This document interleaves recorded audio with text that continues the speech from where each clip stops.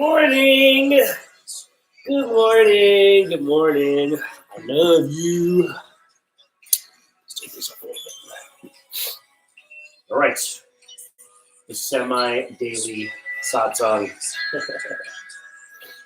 So what started out as every night turned into every morning, and then turned into sort of skipping a couple mornings. That's all right. But this is the semi-daily satsang, a place where we come together, talk about spiritual life. Right now, we are reading the Bhagavad Gita, which is a fantastic book about a conversation between two very special people.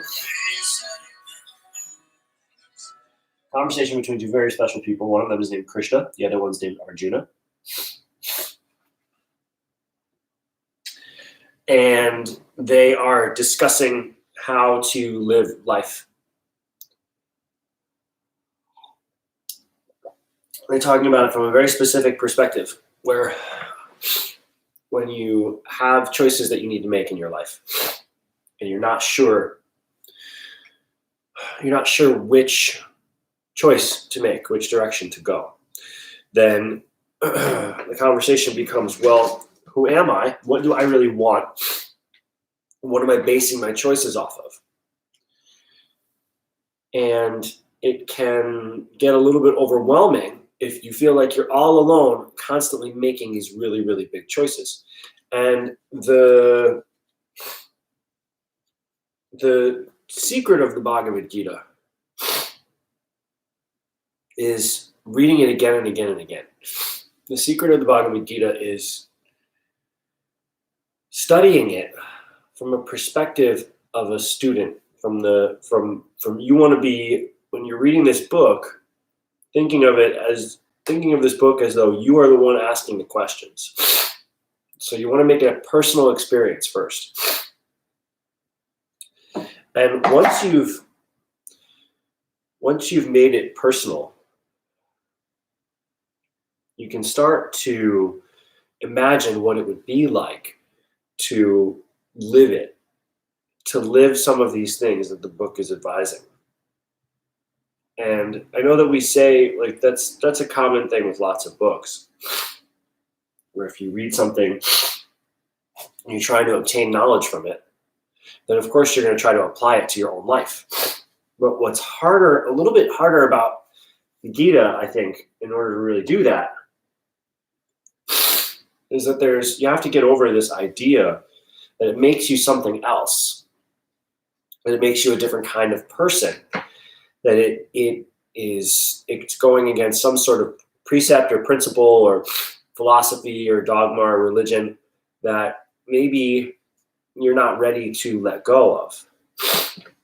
You might identify heavily with that religion, and then to listen to this or to try to embody some of this wisdom almost feels like it goes against what you've already learned. But trust me, if you are stable in your faith and you are open-minded, willing to learn, then you can see this text as something that can really enhance and enrich the spiritual knowledge and the spiritual life that you already have. And it doesn't mean that anything has to change. It doesn't mean that you have to believe in any other deities, or any other energies, any other source besides the source of creation that you associate with. So if it's Yahweh, if it's Jesus, if it's Buddha, Allah, Jah, that's fine. None of that has to change. It's going to seem like in the translation that we read, there are going to be certain moments where the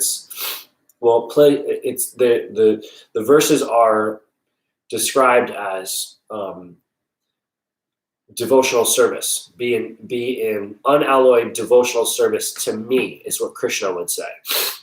And if you are seeking me, if you're trying to find me, the royal capital M, me, where in this book, again, we think of Krishna as being divinity.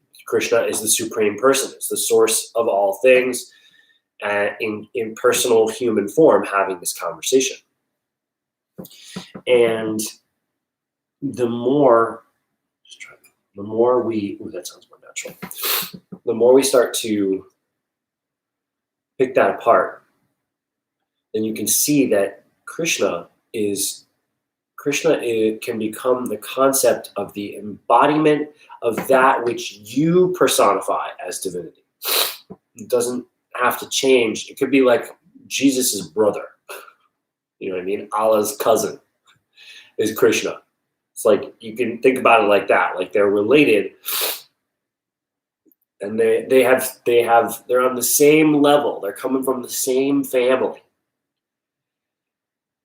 I don't think Krishna has like the market cornered on divinity by any means. I think that there's a lot of value in studying the Old Testament and the New Testament. There's a lot of value in studying the Quran. There's a lot of value in all the religions. I just happen to find this text as part of the yoga religion, and yoga is a religion. Don't get that twisted. It just happens to resonate the most with me, because I think that yoga is one of the purest forms of worship that we have. Yoga forces us to integrate the body and the mind along with the breath. And I don't necessarily consider the breath the body, because it relates to so many different things.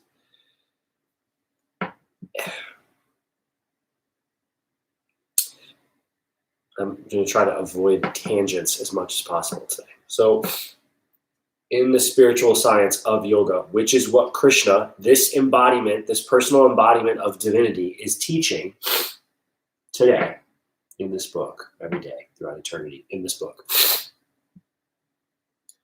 we're doing our best to learn from this. I can't even call it an avatar, because it's not an avatar. Like Vishnu is an avatar. This essence, this embodied essence of divinity as divinity. So Allah is like the all, right? It's like the Tao. When you start thinking about Allah, if you have any understanding of Taoism, I think that Islam and the Tao have a lot in common in terms of the root essence that Allah embodies, that Allah represents. So very similar to the Tao. In terms of you get what you give. That there's always a watcher, there's always a knower. And that Allah represents that knower and that watcher. And the watcher sees and the watcher knows, and the watcher is never not watching. So there's nothing that you can do that Allah does not see. That's kind of the same thing as with the Tao. That there's the all is ever present everywhere, and it's always aware of what's going on. It's always part of everything that's going on. You can't escape it. The trouble becomes when we're not able to really learn from these texts because of what we believe they turn us into because of that. Like if you listen to something and you enjoy it and you start to believe or you start to like it, then it kind of creates this dissonance that a lot of people have a hard time with. Like, how can I be a Christian and then think that Krishna, how can I be a Jew? You know, like I was raised Jewish. I like once I started getting into yoga, the people were like, well, you got to read the Bhagavad Gita. If you're into yoga, you got to read the Bhagavad Gita. And, you know, I was already not very attached to my faith. And so I didn't have much faith in Judaism. So reading this book and getting into this was already something that I was kind of seeking anyways, because I was looking for something that actually really did make sense to me. It's something that I really could like live and apply on a day-to-day basis to my life as I wanted to live it. And yoga was really the answer for me for that. Because again, the mind, body, spirit connection. And then once I really started to understand this text and a lot of the other texts that came through in that time, which are not just yoga texts, but they're personal development texts, they're affirmation and meditation and mindfulness and just these pearls of wisdom that things about geometry and shapes and numbers and history and I started to become a spirit scientist. I was already a philosopher. I already had my philosophies and my beliefs about what and why, and I knew my purpose. I knew my purpose was art and music, creativity, entertainment, the willingness to be vulnerable, to do something like this. This type of thing is not everybody's purpose. Some people really like being part of satsang. Not everybody necessarily wants to lead satsang. A lot of people love to listen to someone give a great speech. Not everyone necessarily wants to get up and give a speech. It's two different things, right? A lot of people are comfortable being in the background. They're comfortable being more set back and not necessarily having the focus on that. I don't mind having the focus on me. I don't mind being that person that's accountable for that. So teaching and leading satsang and being kind of like a spokesperson or a public figure, that makes sense for me. And I enjoy that. I enjoy growing myself to become that. And yet I understand that that's not always for everybody. And I think that you really, when it comes to learning about this book and learning about the essence and the truths of yoga, which anybody can practice, you don't have to have a specific type of body. You don't have to have a type of flexibility in your body. What you need is a flexibility of the mind. You need flexibility and fortitude within your mind to truly understand and to practice yoga, because the yoga happens within. The yoga of the mind, the yoga of the consciousness and the senses and learning to separate yourself from the information that you receive from your senses so that you're not always distracted and guided by material reality, guided by the physical world, the external world. When you can turn inwards and reflect within on what your deepest desires and your deepest purpose is. So that's circling back around that your purpose may not be to lead satsang, but you do have a purpose. Your purpose might be rescuing children or animals. Your purpose might be to be a homemaker, or your purpose might be as an inventor. There's so many things that we can be as people. Most of us end up not living our purpose because of specific reasons that make no sense. So for me, again, because I can only speak from my perspective, I could wake up in the morning and I could say to myself, I have to look a certain way to get on camera in order to do satsang.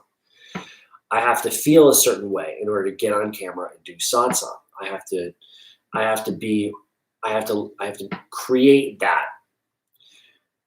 And that, knowing me, that would hold me back because I wouldn't ever necessarily feel ready and I'd just be hypercritical of myself the whole time. So instead, what I do is I detach from how it looks and I connect with how it feels. I connect with the fact that how I look right now is not as important as the message and the content that I'm delivering. Because I don't want it to hold me back. I don't want the physical to hold me back from tapping into the spiritual and tapping into my dharma or my purpose. This same thing happens with many people in different ways. Where you want to live your dream, you want to go start that kiteboarding school in Hawaii, you want to go start that mountain climbing school at Kilimanjaro, you want to, run those marathons, or you want to leave that job, or you want to leave that relationship, and you want to start something that's more aligned with you, that you really are like, you know what, I feel like this is really what I need to do. Once you get to that point, there's so many little things that come up that you make little excuses to keep yourself from having to step into that arena and to step into that purpose. Because once you step into that purpose, you're stepping into the unknown. The job that you have is safe. The things that you've always been conditioned, the things that you've always been taught about life, those things are safe for you. They might not be comfortable. They might not be in alignment with your highest dream or your deepest soul's calling, but you're comfortable. You're comfortable being in that discomfort because it keeps you in your safe routine. It keeps you from having to really think for yourself and having to risk for yourself. On behalf of yourself, a lot of us have jobs and have incomes and have lives that we live that were not decided by us. They were conditioned into us. They were shown to us as the only option that there is, either by our environment or our immediate family. And then we take a series of steps based on what was conditioned to us and what was modeled to us in terms of living the normal life, right? The things that are said to, well, grow up, you go to this school. And this is a very Western thing, by the way. In India, this is, and in other cultures, this does not dominate in the way that it dominates us. But from here, from my perspective, from what we experience here, side note, I think that Westerners are the ones that need this the most right now. I'll get back to that later. So you have this life that's set out for you, that you're conditioned to believe. I guess, you know what? I can't even say that it's Western, because let's say you're a woman growing up in the Middle East, and you want to leave your faith. You've been conditioned since birth to wear a certain type of clothes, to believe in a certain type of family, to have only a certain type of life that only affords you this teeny tiny bit of life here. And just from your own impulse, from your own inner knowing, you know that you want something different, that you want more. You want to strip off those robes. You want to take off that mask, and you want to feel free. You want to feel like you can experience something, that you know that there's something else that's out there. You're seeing other people. You're feeling that other people live this. And I think that sometimes, and you want to break out, and you want to create an individual lifestyle.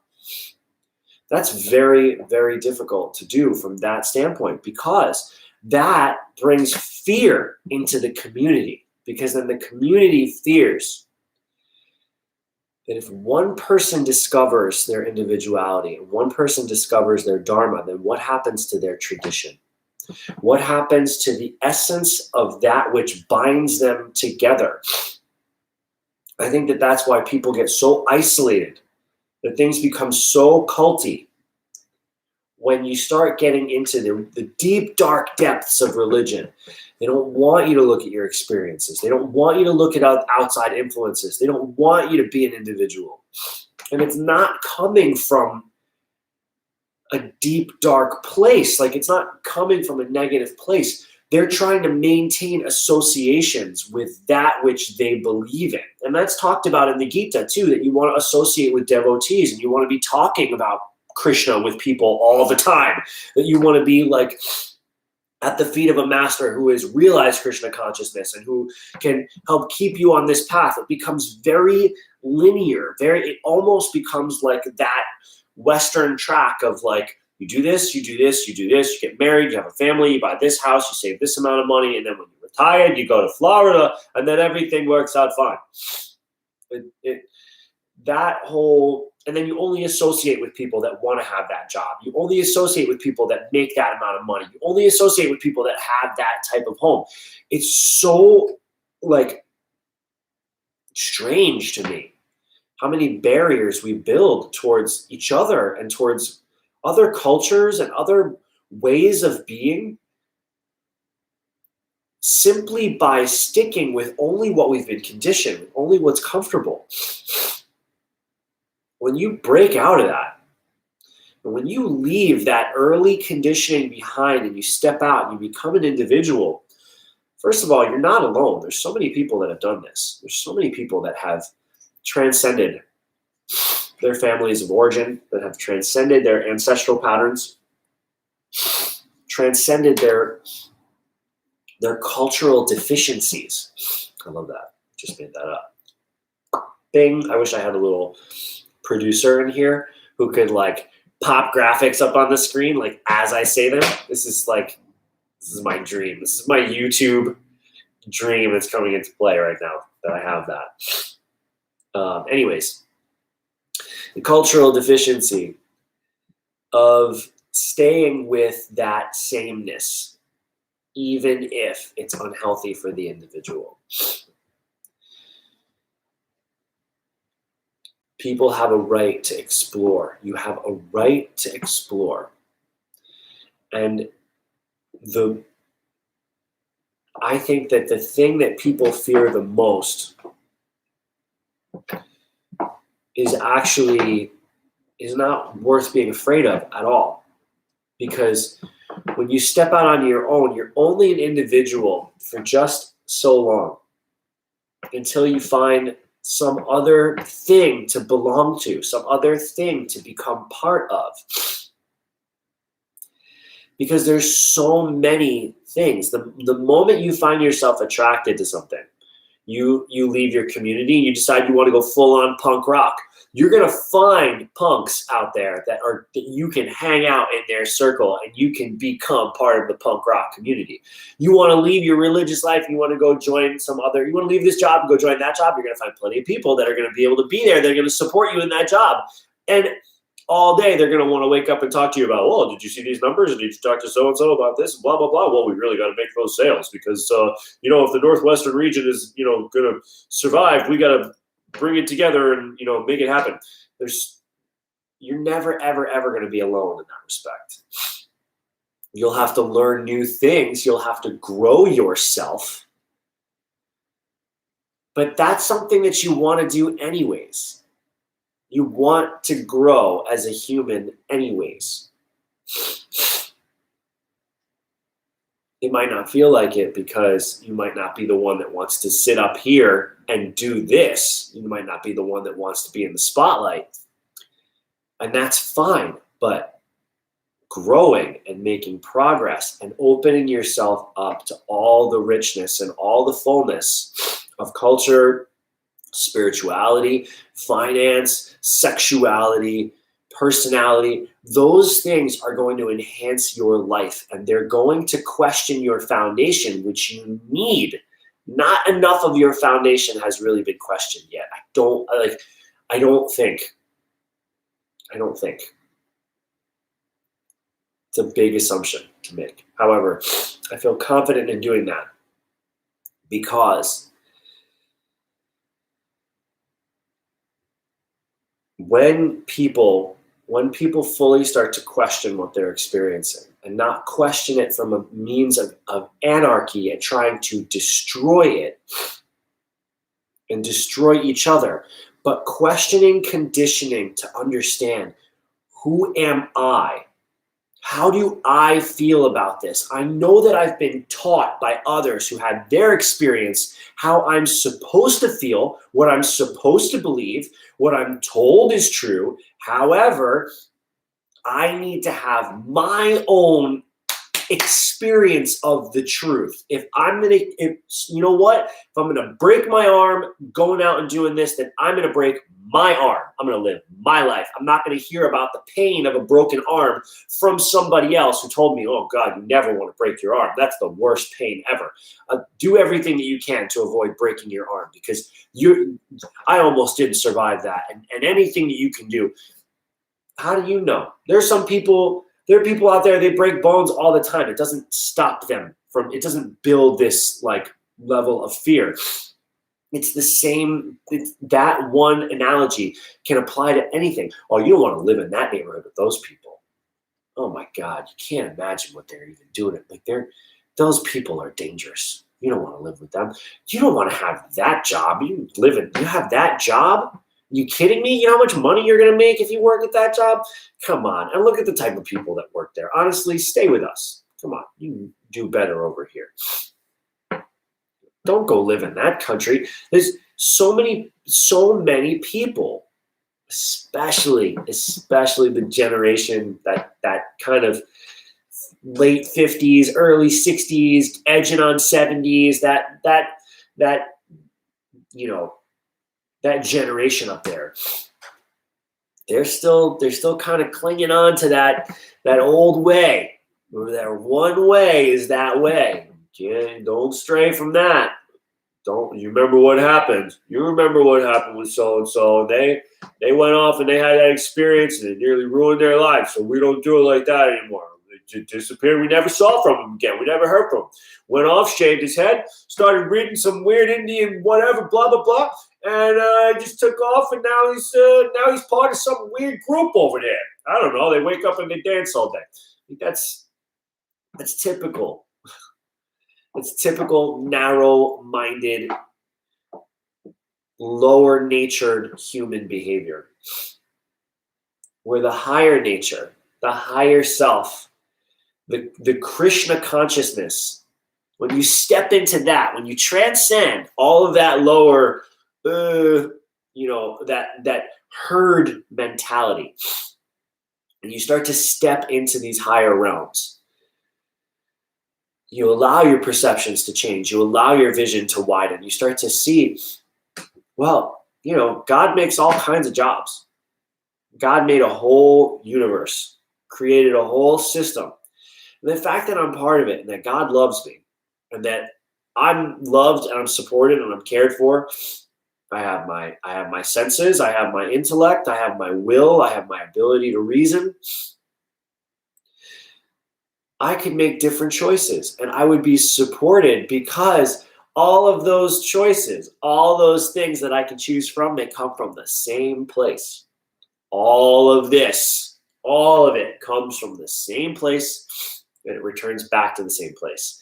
And the only reason why it was created was for enjoyment, was for the life experience to carry on in an infinite, eternal way, so that all of us can come to this realization that we are free, that we are not trapped, that we are not stuck, that we are not limited. There are times when you will feel that way, when you will feel trapped in negative emotion, when you will feel stuck in sadness, when you will feel lost in rage and anger or blinded by insecurity. Very human things, and they feel permanent when they're happening, but they're not. They're just states of being that are trying to open you up to the fullness of life, that are trying to open you up to this full experience of life.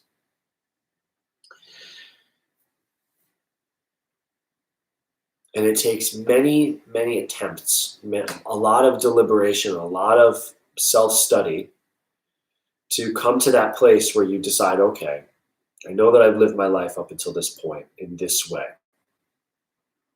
And what I would like to do now instead is I would like to make a different choice that's going to put me onto a different path, and I'm going to see where the path leads. And the reason I'm going to do that is because I have a feeling in my heart that it will bring me happiness. And also because I trust that all of this that has been created in life has been created from a place of goodness, that none of this is out to get me, none of it wants to hurt me, that if I can find success as a doctor or a lawyer, I can find success as a priest or as a runner or as an athlete or as a musician or as a small business owner or as a householder or as a person who just wanders around putting up pop-up shops and, living out of some sort of, weird, whatever fantasy that you want to live.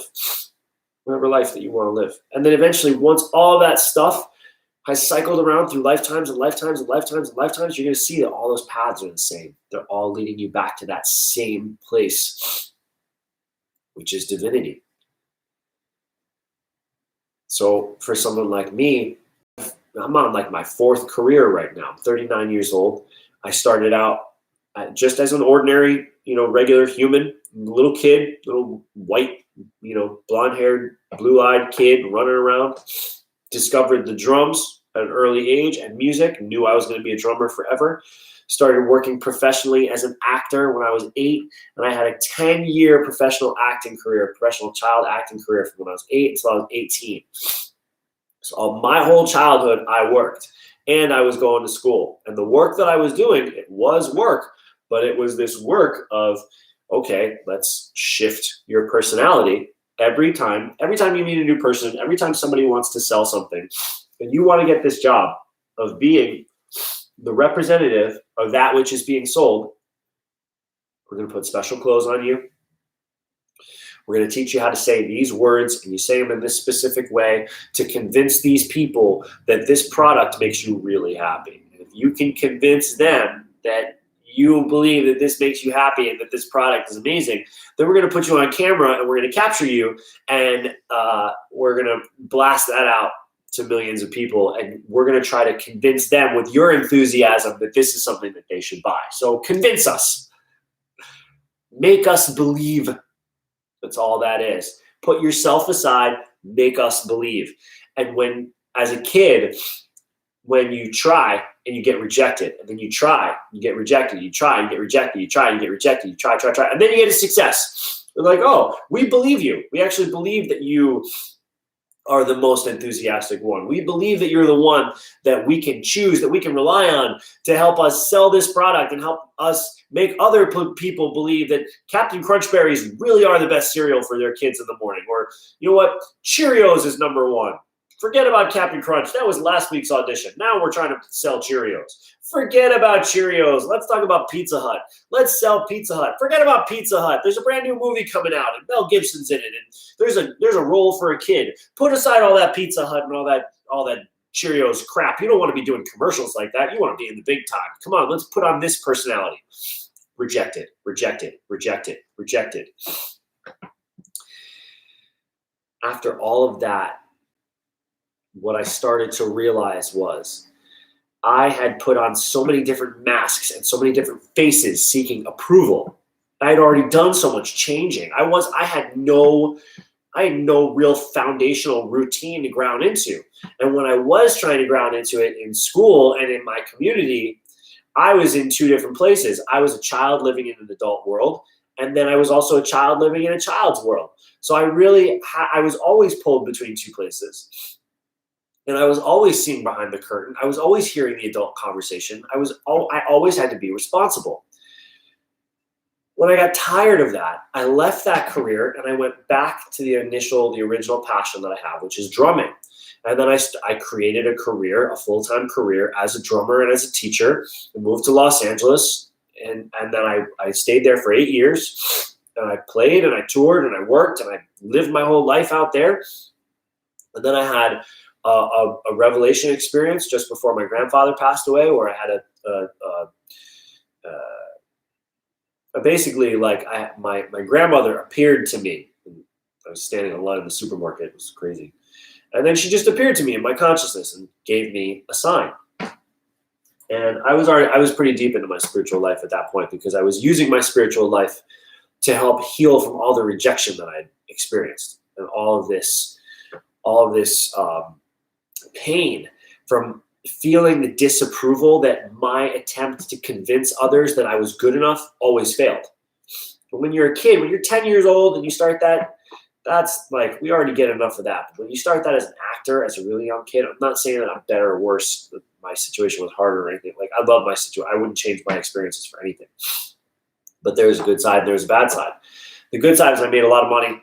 I had some amazing experiences with that. The bad news was it kind of effed up my psyche a little bit, kind of effed up my self-confidence, it effed up my ability to really ground in and go, okay, what's the decision that I want to make for myself? All not having to consider whether or not other people are going to approve of it all the time. So my spiritual life, and which then translated into my life, became this search for meaning for myself. And once I got into my third career, which was teaching yoga and being more of like a conscious musician and a conscious human being, I started to kind of hit my rhythm and hit my stride. And I really feel like I've found my purpose as a teacher.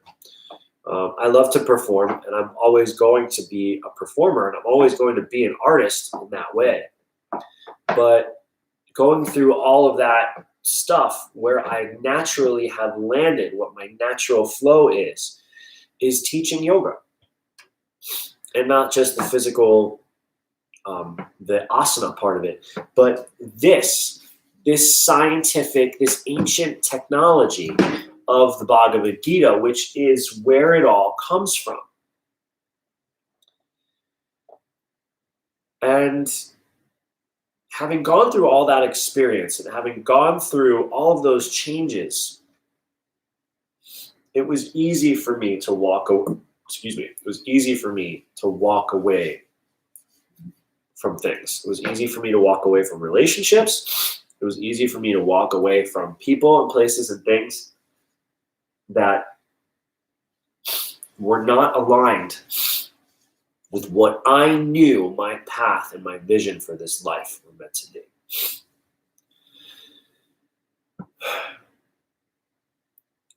So for whoever is watching this, you can make a change. You can regrow your life. You can reorient and recalibrate yourself on a different trajectory, on a different path. And if you're not sure what that path is going to hold for you, then start studying the Bhagavad Gita, just like you are right now. When we read some more of this, you'll see. But one, we get ourselves into a transcendental state by playing some music. Okay, so the music helps to clear the consciousness and helps to elevate our spirits. I don't really talk about myself much, so this was kind of like a way, like I talk about, I try to explain these concepts and I talk about them in terms of like what people should do and how we can practice them when I'm teaching it. But you have no real frame of reference in me as a person. Why should I be trusted? What have I done that matters? What makes me relevant? So the fact that I have left behind what was conventional and what was traditional and the path that I was on, the path that I thought that I was going to be set to, and I veered around and went all around and had all kinds of experiences, and then I ended up finding myself back here at the feet of God, literally, saying, this is part of my calling. And I hope that that's proof to a lot of the cultures out there that are scared of losing something when people go and they have their individual experience. You're not going to lose anything. People are going to come back to this essence for all of eternity. Because it's not something that we can escape. It's not something that we can escape. It's not something that we can unbe. Divinity and God live within our hearts. Our essence, our origin is divinity. And our destination is divinity as well. So any life that you choose to live, with any person, in any place, you will never escape divinity. God will always be right there, even in the darkest, shittiest moments of your life, where you feel like you have no hope, you have nowhere to turn, none of your stability, none of your foundation. Does this sound familiar right now? Global pandemic, hashtag stuck inside, hashtag what's happening with my finances, hashtag what's happening with my relationship, hashtag what the F is happening with my life. God. Turn to God. Learn how to soothe yourself, how to calm yourself down.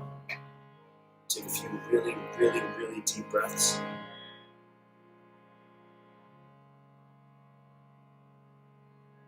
Remind yourself it's all happening for a reason. It's all happening for me. I'm not a victim. I'm not stuck. I have choices. I'm loved, I am protected, I am safe. I do not need to justify my existence to anyone, to anything. My existence, the fact that I exist, validates me.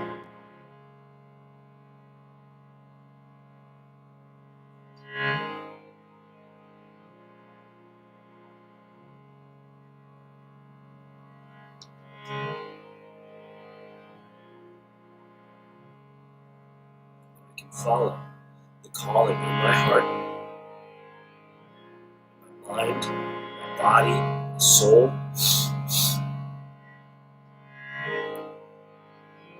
Allow God to take me on this journey, pulling at my heartstrings, guiding me through the river of life. Learning to surrender, learning to accept, and volunteering to grow.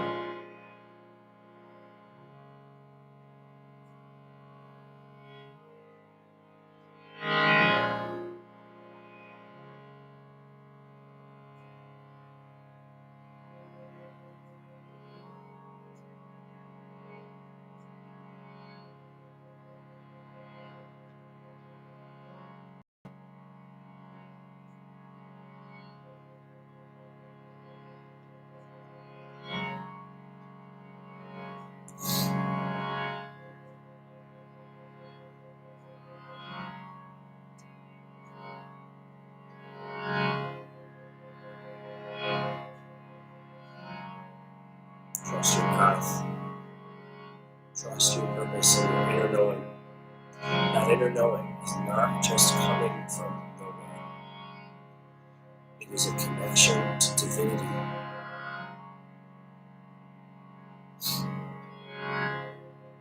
Your thoughts are magical. Your desires are magical.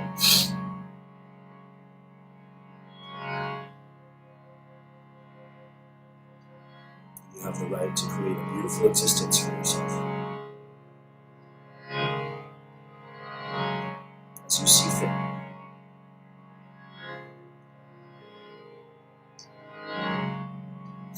Given that freedom by God, you can never get it wrong.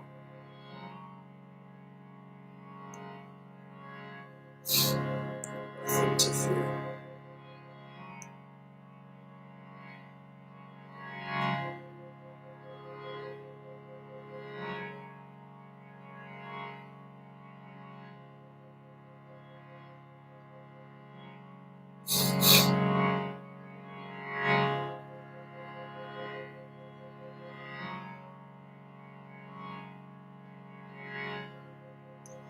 Hare Krishna,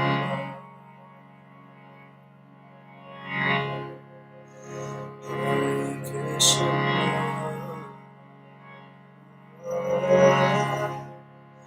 Krishna Krishna,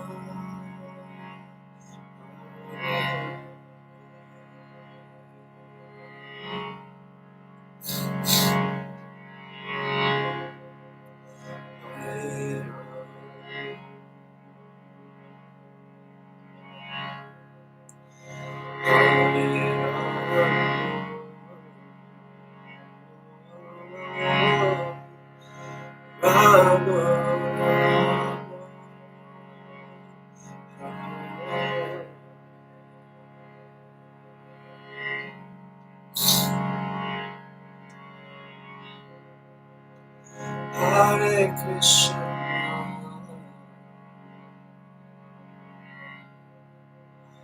Hare Krishna,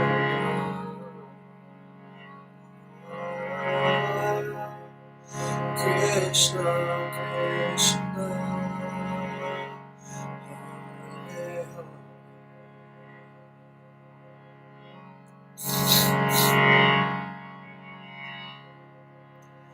Hare Hare Rama,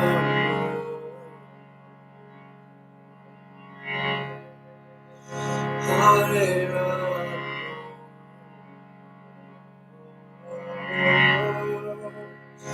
Rama Rama,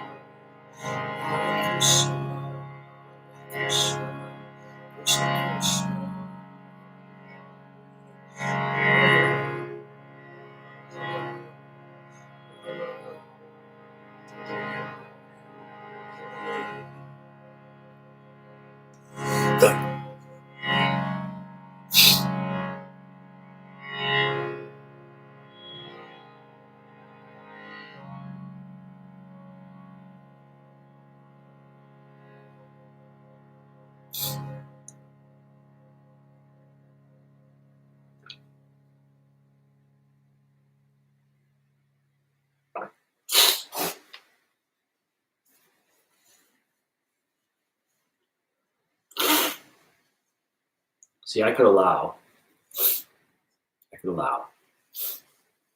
my imperfections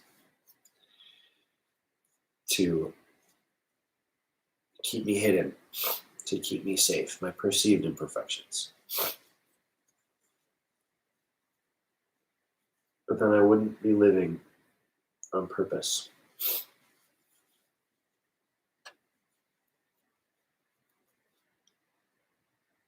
It's a big lesson for all of you. Don't let your imperfections stop you from trying to do great things. It will never be perfect. It will never be perfect, and it will never be done. It will never be finished. But you will make progress. You will make progress, and you will discover something new about yourself.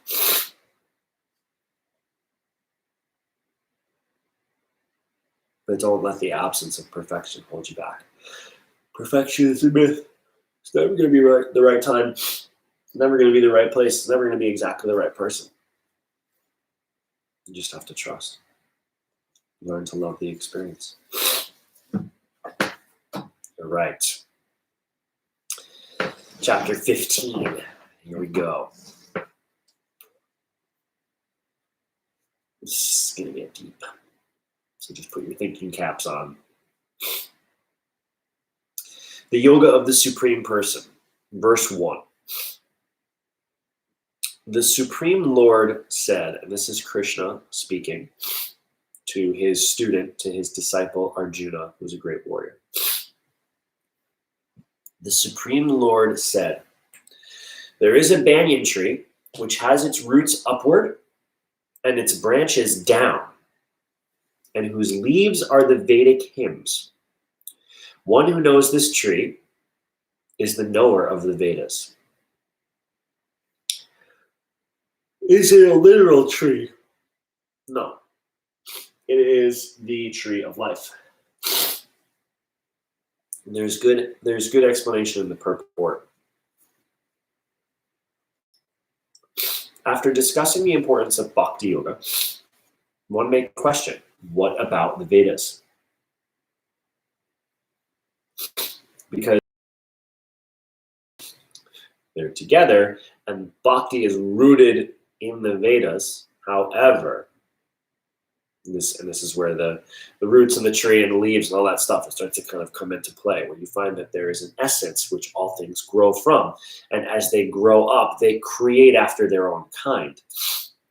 So there is a connection between Bhakti and the Veda, but there is distinction. So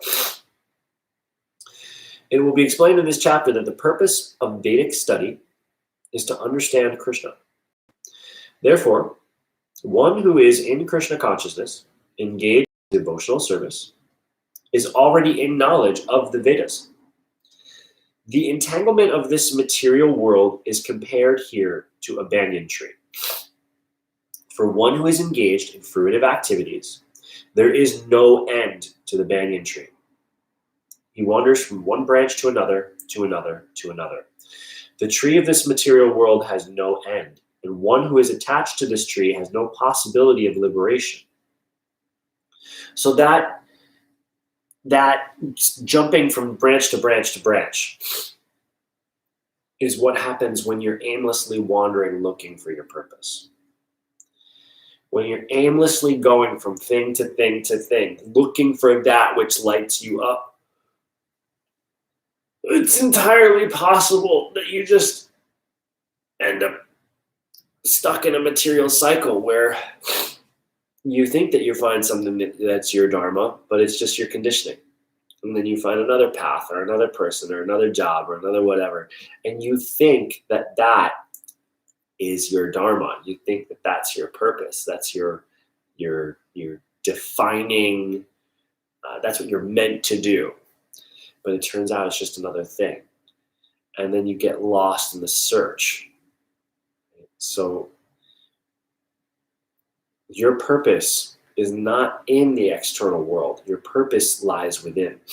And the less jumping you do from thing to thing, while you do want to explore and you do want to liberate yourself without limits and without restrictions, and that's why the yoga, the practice of yoga is so important, because if we have too many options, if we have an infinite number of options, we're not going to choose anything, because how are you going to pick from infinity? No, you have to narrow your options down. You narrow the field, and from there, you start to make more educated decisions.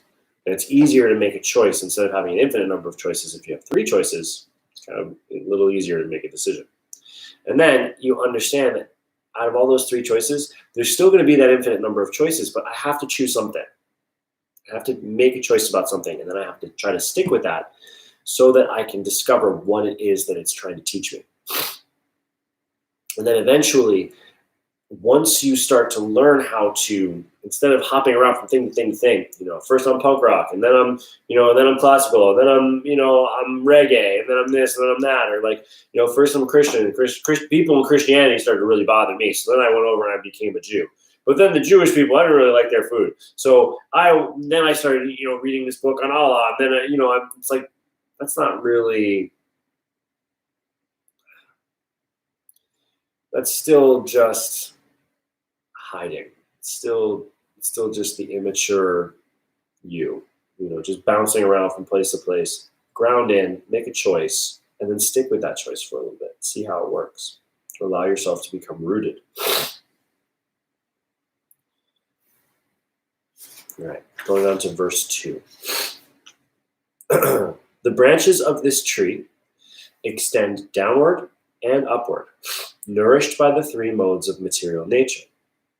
The twigs are the objects of the senses, and this tree also has roots going down, bound to the fruitive actions of human society.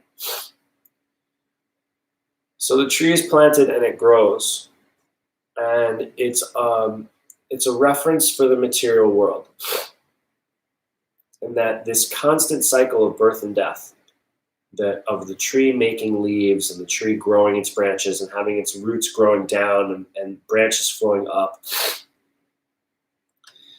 It's a reference to, like he's saying, the fruitive actions of human society. So verse 3, the real form of this tree cannot be perceived in this world. No one can understand where it ends, where it begins, or where its foundation is. Using the weapon of detachment, one must cut down this banyan tree with determination. Thereafter, one must seek that situation from which, having gone, one never comes back. One must surrender to that supreme personality of Godhead from whom everything has begun and is extending since time immemorial. One who is free from illusion, false prestige, and false association, who understands the eternal, who is done with material lust, who is freed from the duality of happiness and distress, and who knows how to surrender unto the Supreme Person, and unto the Supreme Person, attains to that eternal kingdom. So when you go, you initially pick your new career and you leave you pick your new life and you leave, and you go out, you're only going to be going out into more of the circumstances of the material existence. And that's what I was talking about before. You go from path to path, place to place. You can keep growing yourself and discovering new things, but ultimately you're still going to be tied to the material world. You're still going to be tied to that karma, the goodness, passion, and ignorance, those modes of material nature are still going to be dominating you. And the purpose of your exploration is to get to the situation from which, having gone, one never comes back. That once you land into your purpose, once you land into this, and it's really a knowing, it's a deep knowing and acceptance, a surrender that God has my back. I'm never, ever going to be without that. I can make choices. I can live my life. I can grow this life. And if I'm doing it with God at my side as my chariot driver, and I'm trusting that divinity, source, consciousness has my back and wants the best for me, then I can surrender to that from whom everything has begun and is extending. And I will be cared for. I will be cared for. And from then on, everything that I'm doing is related to that. I no longer just get some random job to do random work for myself. No, I'm giving that up. I'm doing God's work now. The work of divinity is now being worked through me. I am now a channel, a vessel, and a vehicle for the message of God, that it's everywhere and nowhere, only wants good things for us, and yet it really has no preference, because it also creates evil. It also creates hardship. It also creates that. But that creation of evil and duality and darkness and struggle is the life force moving through this engine of the universe. And it feeds the cycle of birth and death, which makes everything temporary. But in that temporal nature, there is a nectar and a sweetness within of tasting the divine through this understanding of the eternal. Knowing that eternal exists within you.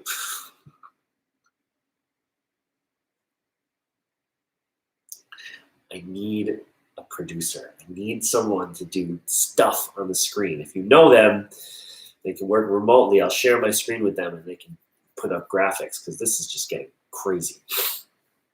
Verse 6.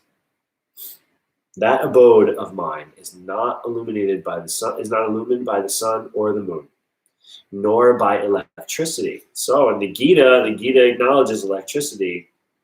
Just saying. One who reaches it never comes back to this material world. Verse 7. The living entities in this conditional world are my fragmental parts, and they are eternal. Conditioned life, they are struggling very hard with the six senses, which include the mind. Let's take a listen to this purport. In this verse, the identity of the living being is clearly mentioned. The entities are fragmental parts and parcels of the Supreme Lord. Eternally. They do not assume individuality in conditioned life and become one with the Supreme Lord in the liberated state. Each is eternally fragmented. So we're all a little bit broken. We're all a little bit fractured. We all have what my teacher calls a God-shaped hole in our hearts and in our spirits. We're going to leave off here today. Actually, we should do verse 8. The living entity in the material world carries his different conceptions of life as the air carries aromas. Thus he takes one kind of body and again quits it to take another. So this is the process of refinement.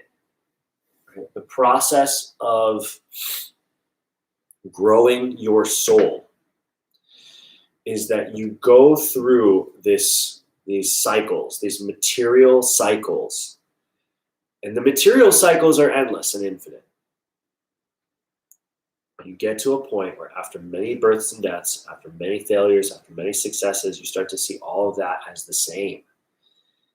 And you see that it comes from the same place, and that this fragmentation, this search for that which can fill the hole inside of my heart, it can never be complete. I have to learn to live with that fragmented nature within me. I have to learn to love that, to embrace that as a sign, as a reminder that divinity has fragmented itself for reasons that I can't quite explain. I don't know that anyone can really explain. Some people say that it's because God wanted to enjoy this, but God is the all-knower, God is the all-powerful. What does God need to enjoy anything for? God already is eternal bliss and enjoys everything. So I think I think it's kind of like a bogus theory. But I'm curious to know what your thoughts are.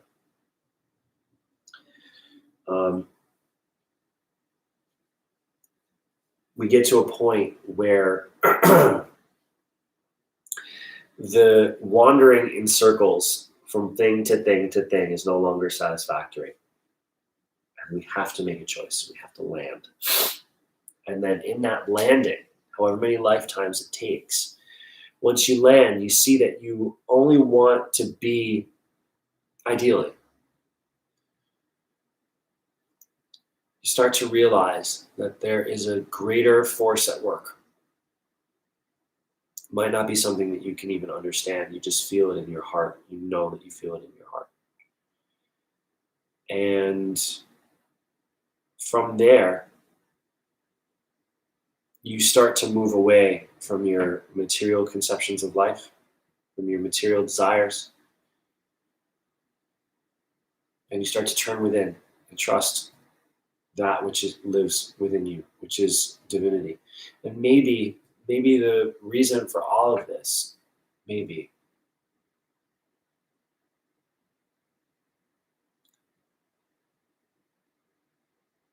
is so that we can have an eternal source of joy.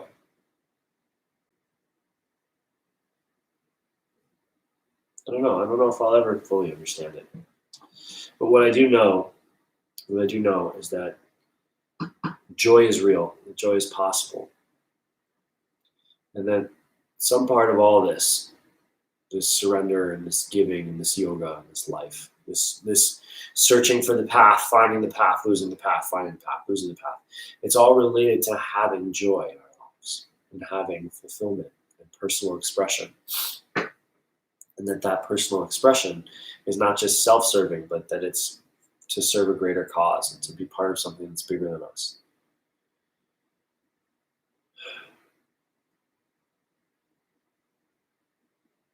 And that feels good.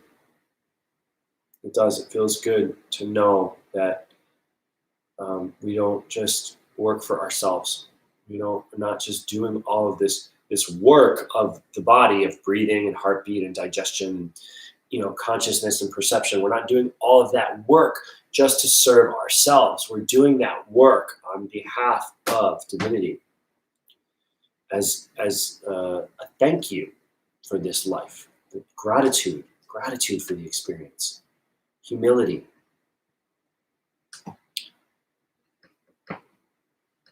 In this moment, I'm wondering what it would be like if I would feel this way if I was born into a different family, if I was born in a different life, if I was born in a different time when I still found this. I don't know. Maybe because I'm here now, this would be the only destination that I'm ever meant to get to. And according to this book, everyone is meant to get to this point. Everyone's meant to get to the point where they learn to trust God, where they remember who they really are. Sometimes it takes lifetimes. And those lifetimes are not just lifetimes of going from body to body, but it's the lifetime that you live at this one job, and then that life dies, and you go to another job, and that life begins, and then it ends. And you have a life in this relationship. It's born, it exists, and then it dies. And you go to a different relationship, and then that's all material world. That's all the the banyan tree, going from branch to branch, place to place. Eventually, we want to become rooted. We want to become truly fixed in our spiritual lives.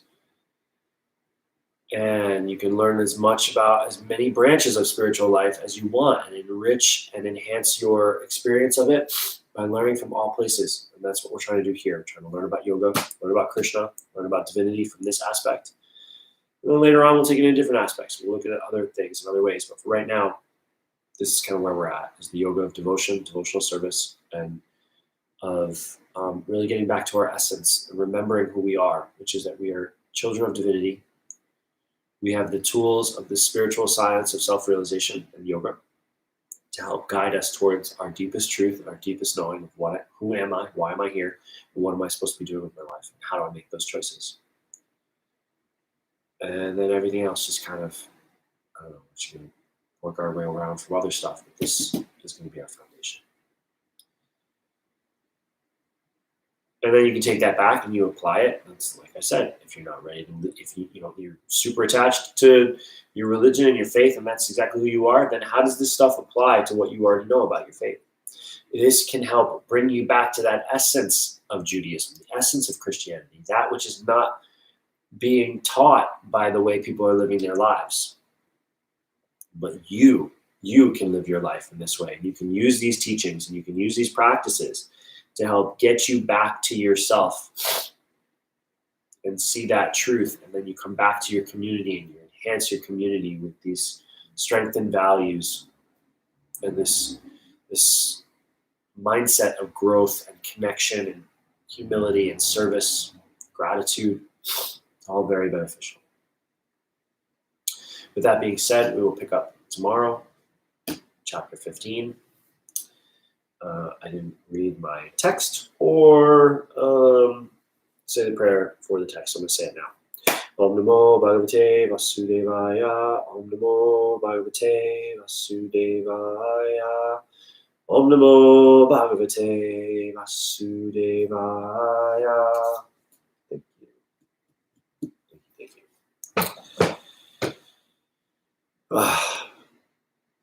Thanks again for listening to my rants. Glad that you found this, and I hope that you will tune in again and come back and study the past episodes. And if you have any questions about the Gita or about Krishna or about finding your path, and you want to reach out, drop me a line. I'm here, always happy to help. Stay safe out there, and hopefully you can enjoy the rest of your day doing whatever it is that you're doing. And I will talk to you very soon. Aho. Namaste. Bhagavad. See you later.